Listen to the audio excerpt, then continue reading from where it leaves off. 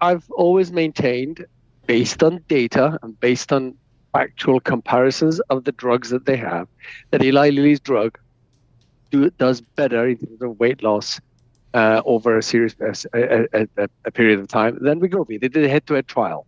So that, I think, is helping them. They are both in the same camp in terms of price pressure. As Lilly has said, they have several areas where there's price pressure on them, right? Nevertheless, they seem to be at this forecasting a meaningful volume gain in 2026, which you would want to see if you've got a price drop. That's the whole idea. And we've talked about this right from the beginning of this obesity run. That is, if prices come down, volume should go up. Novo seems to be not doing that. Now, there's two ways to explain that. One is Novo's thinking and is worried about losing market share, so not gaining as much volume. Two is that Novo's being over pessimistic to deliver. I have a tough time choosing between those two. Those two decisions tells you whether you buy the stock or not, right? Sam, Lilly, Novo, they're kind of in strong positions in this weight loss area here. Talk to us about the competitive threat from some of these telehealth companies selling cheaper copycat versions. Where is that right now? Yeah, but that shouldn't be. It should be nowhere right now because that's illegal, right? At the end of the day, this is a patented product and there should be no compounding going on, i.e. them buying the active ingredient, mashing it up and putting it in a capsule or whatever in their injector and doing it themselves. That should be not allowed, although there's clearly some of that still going on.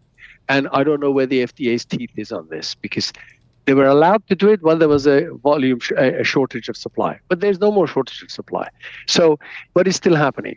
That is not, I think, what people are particularly worried about or exercising people's mind is what will happen in the longer run between the oral drugs that then soon in Q2 Lilly's going to bring versus the well-launched nice start to the launch of the Wegovy oral pill.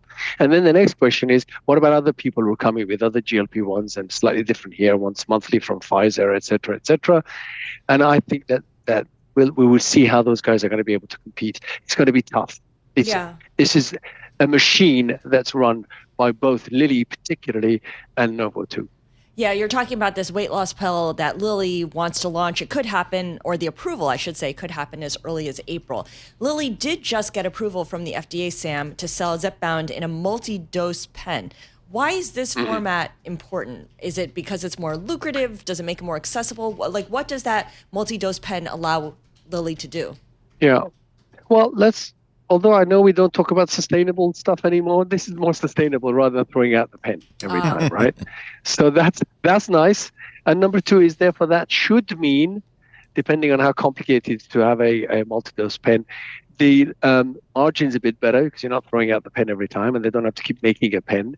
So all of these are elements. And, it's not rocket science that they've done it. It's just that you have to also be careful. This is an active drug. You need to make sure that it's well stored so that it's not sitting in the sunshine or frozen outside.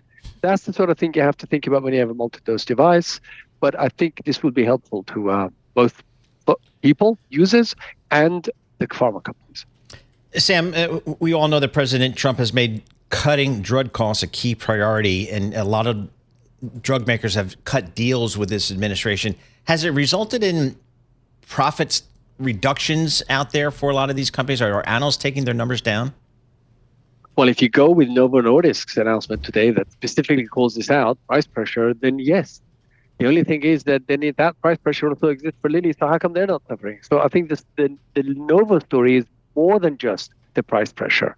It's also that they're potentially, as we talked about earlier, losing volume going forward, or that they're being over pessimistic. There's a couple of other companies like today, Novartis mentioned MFN pricing for some of their drugs. That will be it. I don't think it's as big a hit as Novo's talking about. If you look at the share price too, for 2026, sounds like they're going to pretty much manage it. But they have pulled it out. Until now, these companies had not pulled it out at all.